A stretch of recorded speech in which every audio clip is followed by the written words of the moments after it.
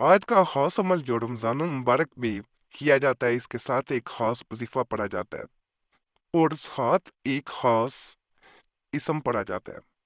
اللہ کے فضل سے جو انسان اس ایک لفظ کو پڑھنا شروع کر دیتا ہے، ساتھ اس وظیفے کو روزانہ اگر کرتا ہے پھر بھی ٹھیک ہے، اگر ایک دفعہ کسی ایک رمضان کر لیتا ہے تو پھر بھی ٹھیک ہے۔ اگر آپ کو اس سے بہت زیادہ سکون ملنا شروع ہو جاتا ہے تو اس کے دنوں کی تعداد بڑھاتے جائیں، اور دوسرے انسان پہ اگر اثر نظر آنا شروع ہو جائے تو پھر جتنے آپ چاہتے ہیں کہ اس کی برکت، اس کا اثر دوسرے انسان پہ قائم رہے، تو اس کو اس کے مطابق جاری رکھنا چاہیے۔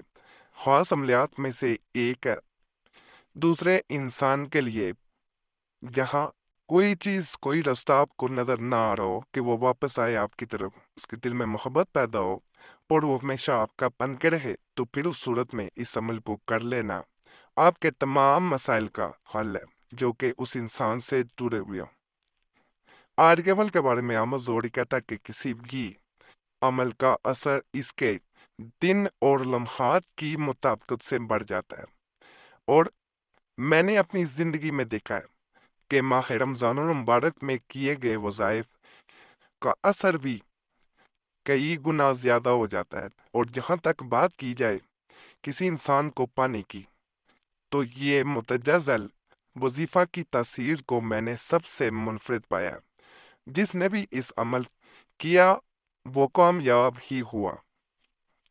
عمل جو ہے وہ ایک وظیفہ، جیسے میں نے کہا، ساتھ پڑھا جاتا ہے، وظیفہ لازم ہے، اس کے ساتھ اسم کو کلا پڑھا جاتا ہے۔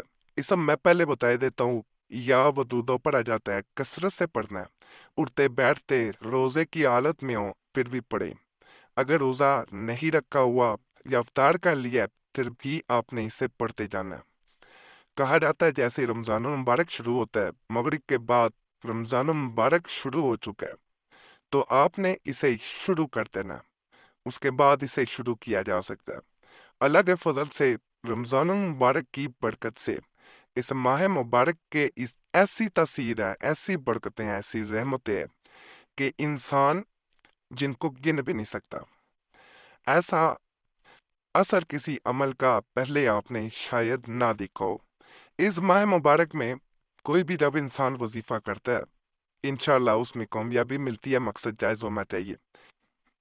ایک بہن نے، جب ہم نے پہلے چینل پہ رمضان مبارک کے دنوں میں پچھلے سال عمل دیا تھا، تو وہ کہتی ہے کہ میں نے کئی عملیات کیے تھے جو اس سے قبل میں کر چکی تھی، لیکن اس ماہ مبارک میں میں نے ایب یا ودودوں کا ہی عمل کر لیا تو اس کا اثر دوسرے انسان پہ نظر آیا۔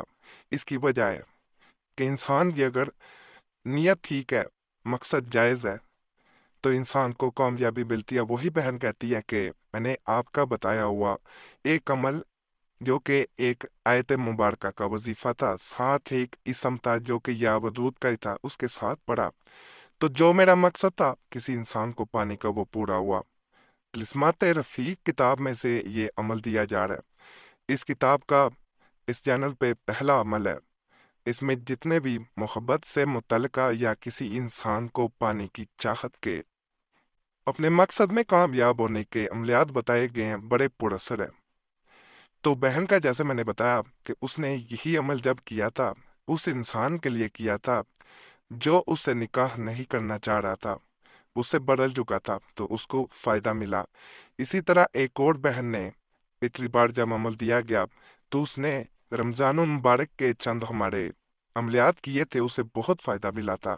اب دوبارہ اس نے رابطہ کیا کہ رمضان المبارک میں کیے جانے والے چند خاص اعمال دیجیے گا جن سے میری ایک کزن ہے اس کو بھی فائدہ مل سکے۔